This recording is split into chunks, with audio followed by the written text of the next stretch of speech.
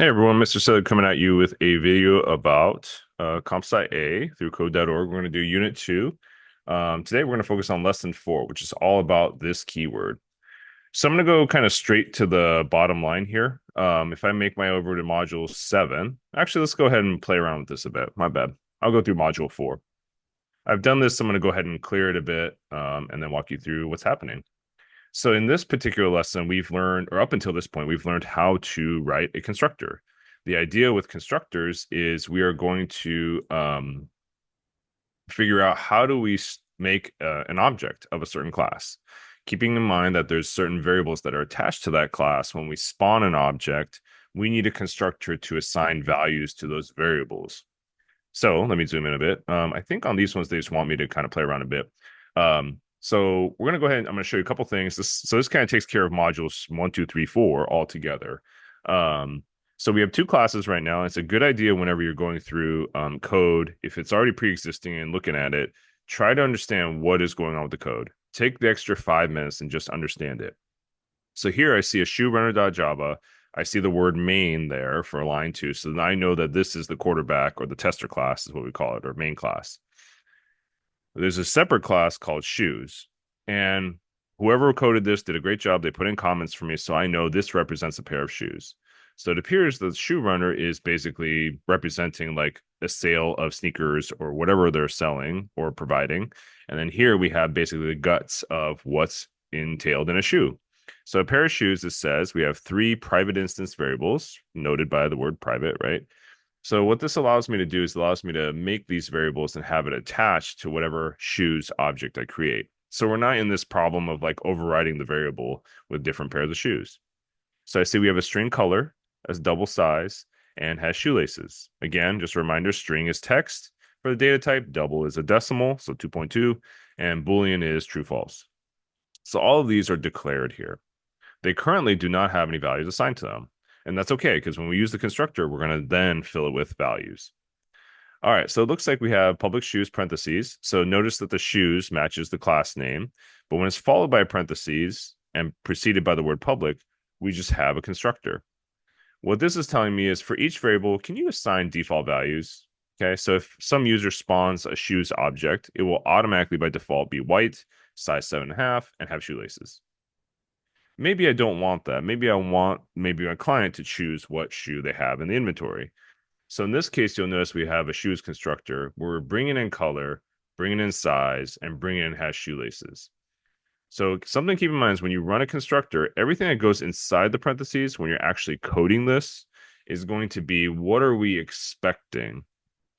For example, just an analogy, if I go to a Japanese restaurant and I sit down to eat food, I'm not expecting pizza and meatball spaghetti, right? I'm expecting Japanese food, and vice versa. If I go to a Italian family place here, I'm not expecting to get, California rolls, right? I'm expecting to order off of their menu of meatball sauce and whatever else they got, pizza.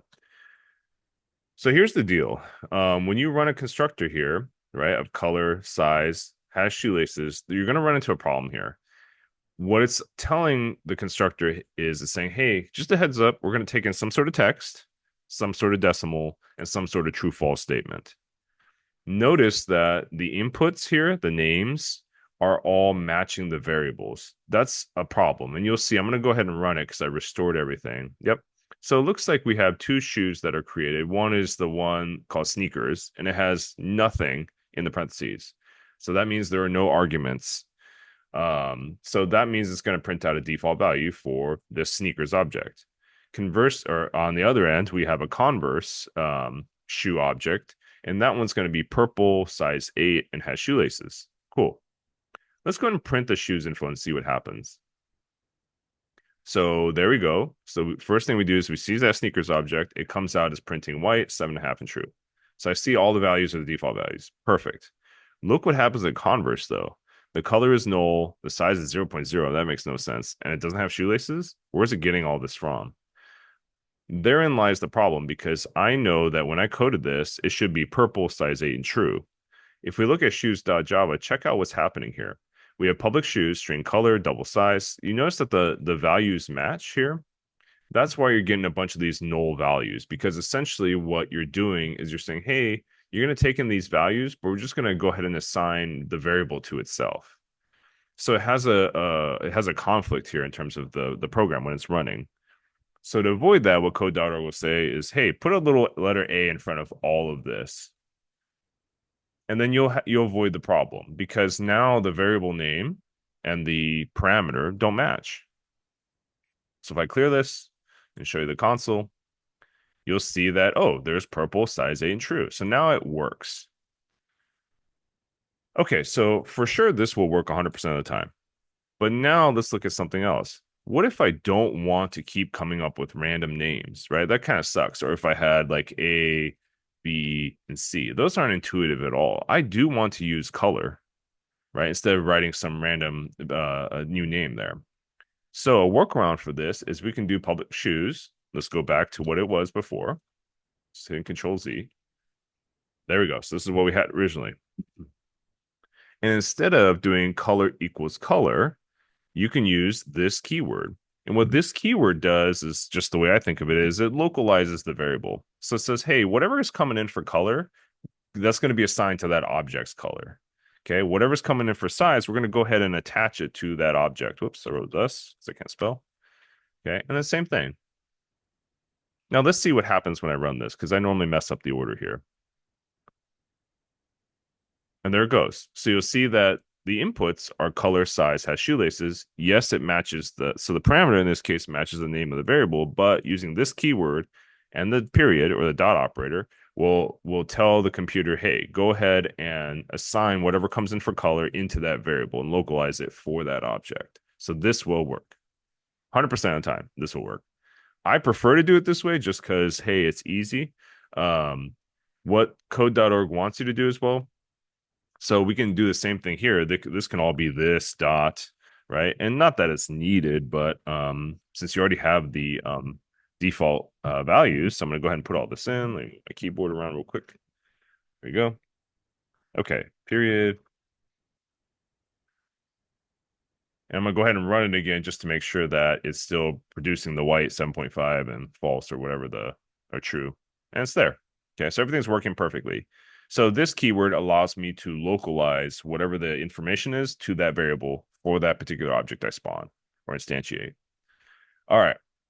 So another thing you do, I'm going to go ahead and comment these out just so I know that what we did before. Another thing you can do is if you want to make it more efficient, so instead of using 3 lines of code, I can do this keyword with parentheses and then call up white, okay, the 7.5 and true. So I'm going to go ahead and put all these default values right in here. Let me give it a little space just so I can kind of see better. And then I have a semicolon at the end. Let's go ahead and run it and see what happens. I have no errors. And once again, you see that the color white, size 7.5, shoelace is true. All of that is perfectly captured. So what they're trying to show you is, hey, instead of doing this dot color, this dot size, this dot has shoelaces, only for the no argument constructor can you do this with the parentheses and the white 7.5 true. Okay. In class, some people are running into some problems. And here's what I think is happening that, of course, code.org will never share with you. I'm going to go ahead and come down here to line 23, where we have a parameterized constructor. And I'm just going to go ahead and comment all of that out. Very scary, but I'm just going to do it real quick. Okay. So that's gone. So we should be coming up with an error here because I'm trying to create a shoots object that doesn't exist, right? So I'm going to comment all these out. And there we go. So all I want to show right now is the default value. Okay, we've seen it, white, 7.5, true. Okay, I'm going to go ahead and clear the console. So what I did was I took away the parameterized constructor, and I'm only leaving the no argument constructor, and I have this keyword with white, 7.5, and true. Let's go ahead and run it and see what happens. Okay, so I have some sort of error here. So it says constructor shoes in class cannot apply. Well, why is that? Well, let me look. Nothing changed here, right? It's the same, this keyword. And here's the deal. With shoes.java, or I'm sorry, in this case, when you have a no argument constructor and you try to use this shortcut to be like, oh, I'm just going to use this keyword and go ahead and cram white, 7.5 and true, it will not work when you do not have a parameterized constructor. Okay. And I'm not smart enough to know exactly why that is, but I think, and I have to ask the expert, when you use the parameterized constructor, it knows the order of things that are coming in. Much like when I go to Chipotle, we know that the tortilla shell is coming out first, then the rice, then the beans, then the meat, right? So there's a pattern there. In this case, if I don't have this parameterized constructor, but I just vomit in white 7.5 and true, I think Java is just getting confused as to where does white go? Where does 7.5 go? Where does true go? It just messes up on the order because there is no template, right? There's no parameters defined. Now, if I go ahead and comment this out, and this is kind of just trial and error and playing around with this and trying to break this. What if I go ahead and comment out the shortcut, but keep this dot color, this dot size, this dot shoelaces? And I clear console and run it,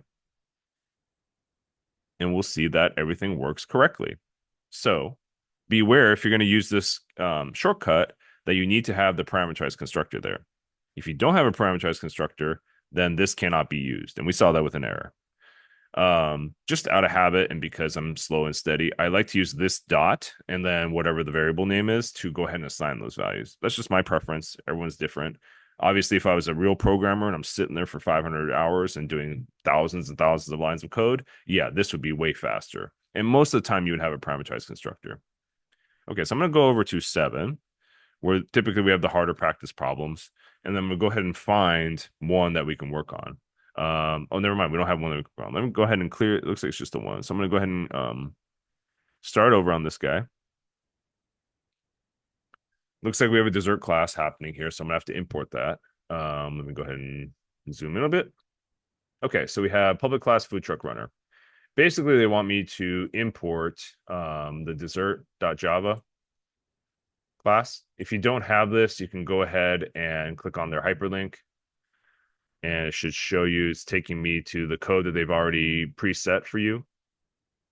Here you go. I'm gonna go ahead and copy this because I don't think I have all of this anyway. So again, this is what code.org has put together. You can click on that hyperlink. It'll take you to this class and you'll have dessert just sitting there waiting for you. Let's say I didn't have this made. I'm just going to delete that.